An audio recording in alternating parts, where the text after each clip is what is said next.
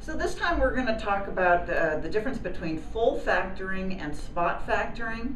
So first of all, if you're looking for this type of financing, I always caution people, and I teach classes on financing and this kind of thing. The first thing is, you really do need to read the fine print. All factoring programs are different, okay?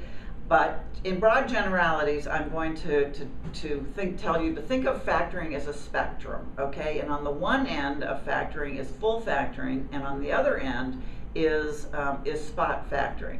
So keeping in mind that I'm speaking in generalities, so full factoring is a situation where, first of all, of course, remember, you've got accounts receivable. That means you have business customers that owe you money.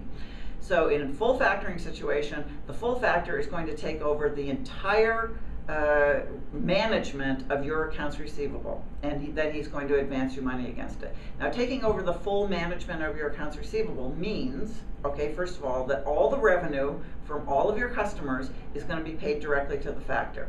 So, and then he's going to advance money against, he's going to do the credit work on your customers.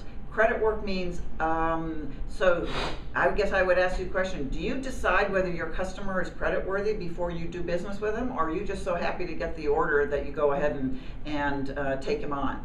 Well, the credit work that a factor will do is basically decide whether he thinks your customer is credit worthy and whether he will advance money against that receivable.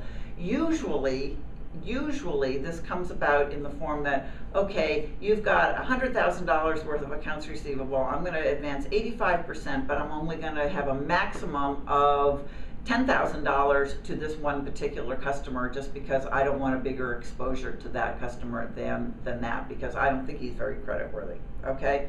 The other thing that a factor is going to do in managing your entire accounts receivable, usually he's going to do all the collection work. So when the payment is due, he's going to let it go a few days, and then he's going to call your customer to ask him, when he's going to make the payment.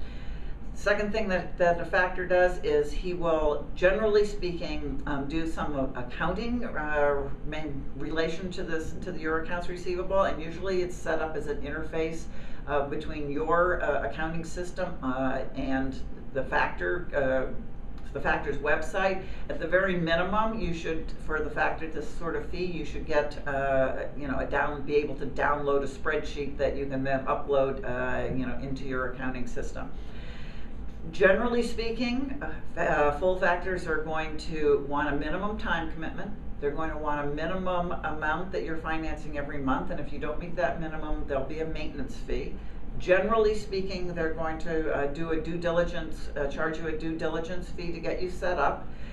There may be additional charges. For instance,